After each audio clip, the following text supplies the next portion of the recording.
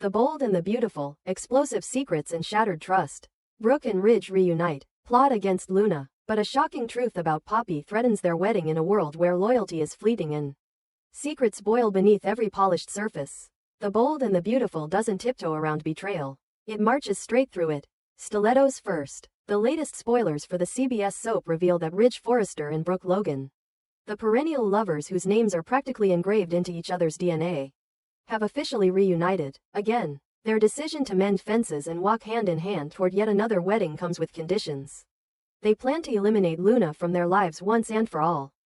But just as Brooke prepares to say, "I do," she's hit with a revelation so incendiary it could reduce the entire ceremony to ashes. The reconciliation between Brooke and Ridge is being pitched as solid, unified, and forward-facing. After years of toxic cycles, betrayals, romantic detours, and family implosions, they appear ready to turn the page. Together, they agree that Luna Nozawa is a liability. Too many unanswered questions, too many emotional ripples left in the wake of her arrival. The decision is mutual and calculated. Remove Luna from the equation legally, permanently, and if necessary, criminally. Prison is not off the table. It's cold. It's ruthless. It's classic Forrester strategy. Smile for the cameras while stabbing from the shadows. But just as Ridge and Brooke align their energies to push Luna out of their perfect, polished lives, Luna drops a bomb that shatters the foundation they just rebuilt. In a moment laced with fear and fury, Luna confesses a disturbing truth. One she's carried in silence for too long. She saw Ridge at her house. Not just once. Not just dropping by. She saw Ridge in bed with her mother, Poppy. The weight of that revelation doesn't hit softly. It crashes down like glass shattering across the marble floors of the Forrester estate. Ridge. The man Brooke just decided to marry again. The man she trusted. The man who looked her in the eye and vowed this time would be different. That man slept with Poppy behind her back. And worse, he never told her. Never even hinted at it. He chose silence. He chose deceit. And he nearly walked her down the aisle without a word. Brooke doesn't scream, at first. She goes quiet. That kind of quiet that only comes before the storm. Her eyes, wide with disbelief, begin to burn. Her mouth tightens. Her fists clench. It's betrayal. It's not just about sex. It's about choice. Ridge chose to cover it up.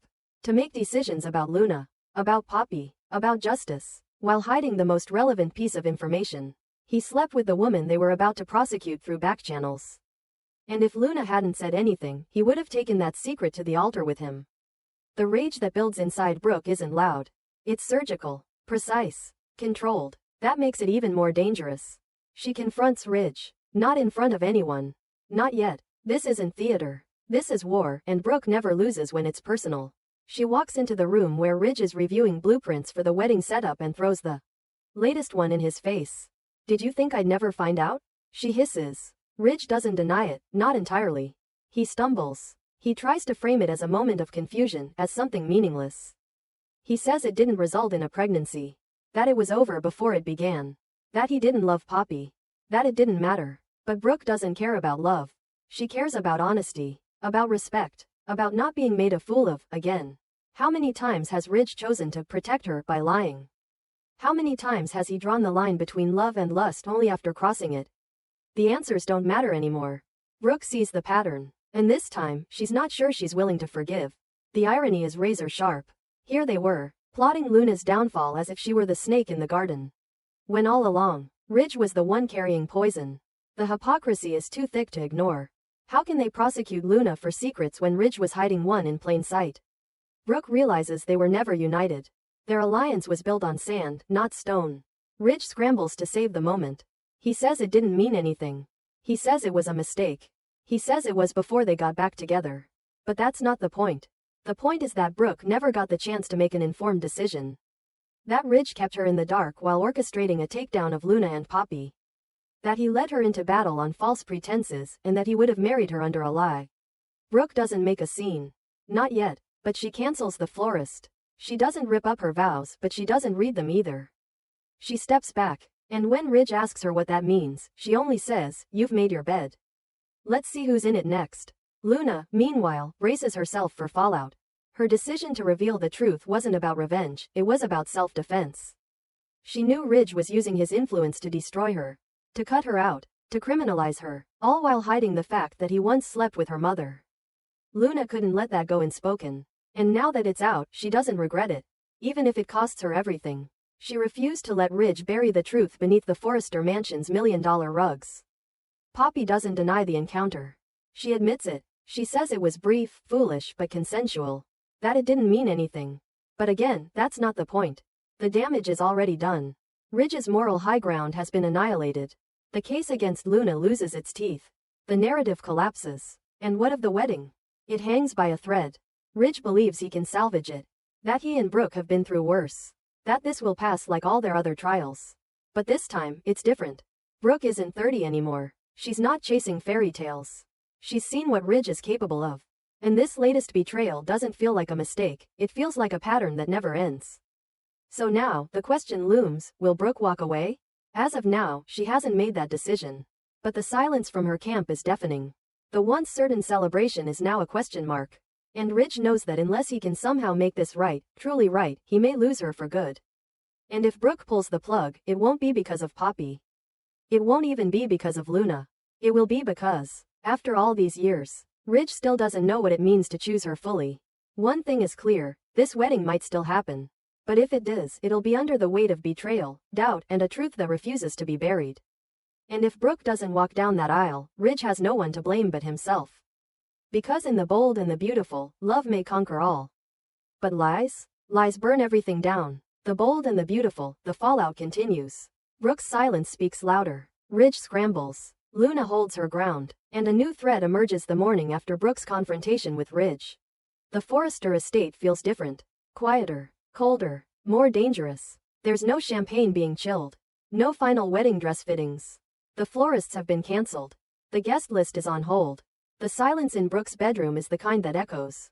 Because when Brooke Logan stops talking, stops fighting, stops forgiving, that's when everyone starts to panic. Ridge wakes up alone. Not just physically, emotionally. He thought this time would be different. That after everything they'd been through, they were past the point of collapse. But deep down, he knows better. The look in Brooke's eyes the night before wasn't just hurt.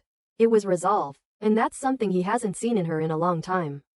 He calls. She doesn't answer. He texts. No reply. He even shows up at her door, flowers in hand, apologies rehearsed.